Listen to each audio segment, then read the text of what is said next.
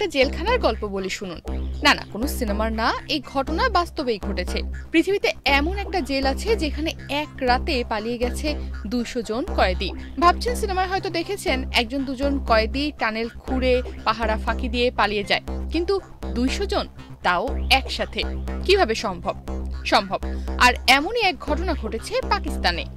জিও নিউজের প্রতিবেদন থেকে জানা যায়, পাকিস্তানের করাচির একটি জেল থেকে 2 শতাধিক কয়েদি পালিয়ে যাওয়ার ঘটনা ঘটেছে।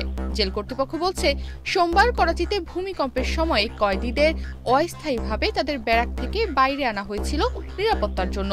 তখন বিশৃঙ্খল পরিস্থিতির সৃষ্টি হয়। এর মধ্যেই কয়েদিরা জেলের গেট ভেঙে পালিয়ে যায়।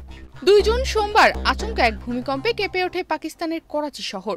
শহরের সাথে সাথে কেঁপে উঠল সেখানকার জেলখানার ভেতরকার সব নিয়মও। বন্দীদের ব্যারাক কাঁপছিল।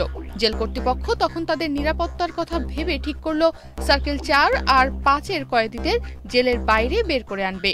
কয়েদিদের যখন নিরাপত্তার জন্য জেলের বাইরে নিয়ে আসা হয়, তখন প্রায় 600 জন বন্দী বাইরে ছিল।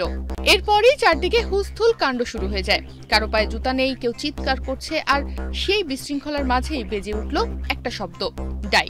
জেলের ফটকে আঘাত, একবার দুবার, তারপরে ভেঙে গেল জেলের মূল দরজা। আর কেউ কিছু বুঝে ওঠার আগেই মুহূর্তের মধ্যেই উধাও হয়ে গেল 216 জন কয়েদি। ঘটনাটি পাকিস্তানের জিও নিউজ প্রথম পৃথিবীর সামনে তুলে আনে। আর এই ঘটনা জানার পরেই মুহূর্তেই কেঁপে উঠল গোটা দেশ। স্বরাষ্ট্রমন্ত্রী জিয়াউল হাসান লাঞ্জার এই বিষয়ে গণমাধ্যমকে জানান, এটা সাম্প্রতিক সময়ের সবচেয়ে বড় জেল ভাঙার ঘটনা। জানা গেছে 700 থেকে 1000 জন বন্দী তখন ফটকের সামনে জমায়েত ছিল, আর অন্তত 100 জন ভাঙা গেট পেরিয়ে অন্ধকারে মিলিয়ে গেছে। পাকিস্তানের পুলিশ এ বিষয়ে গণমাধ্যমকে বলছে, এই পালিয়ে যাওয়া নাকি পূর্ব পরিকল্পিত ছিল না, তবে তদন্ত শুরু হয়েছে। এদিকে নেটিজেনরা প্রশ্ন তুলছে, এমন বিশৃঙ্খলা একা একা কিভাবে হয়? জেলে কি ভেতর থেকে কেউ কয়েদিদের সহায়তা করেছিল, নাকি ভূমিকম্প ছিল কেবল একটা ছুতো?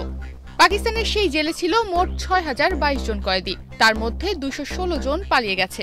ধরা গেছে মাত্র 80 জনের মতো। এখনো 135 জনের বেশি কয়েদি পলাতক রয়েছে। আর সব থেকে ভয়ঙ্কর ব্যাপার কি জানেন? পালিয়ে যাওয়া বন্দীদের মধ্যে অনেকেই মাদক কারবারি, মানসিক অস্থিরতা এবং সহিংস অপরাধে দণ্ডপ্রাপ্ত ছিল।